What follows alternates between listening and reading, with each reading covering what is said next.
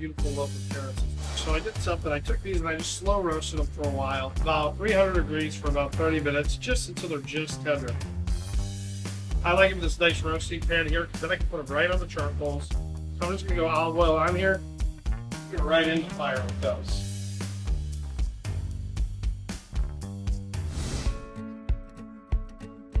All right, so our carrots are coming off nice and charred. Great, just the smoky aroma coming off. It's incredible.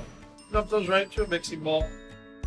While they're still hot, I got a little bit of date puree here. I just made some scoopful of bejeweled dates, took those, pureed them, a little bit of vinegar, a little bit of water, toss the dates in that just to add a little bit of sweetness to it, a little bit of richness.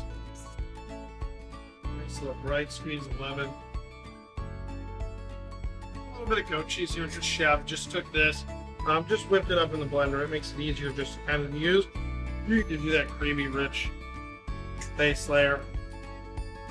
Go carrots right up top of there. And then we're just finishing this with a little bit of pesto. So in mine, I have olive oil, chopped herbs, and pistachio. The herbs in mine I switch up a lot, but for this one I just like tarragon and parsley. So just tarragon, parsley, pistachios in there as well. It gives a great texture, gives a great crunch.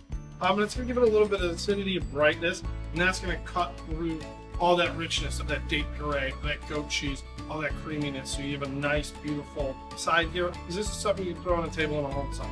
It's great hot, it's awesome cold, but it gives you the ability to do both.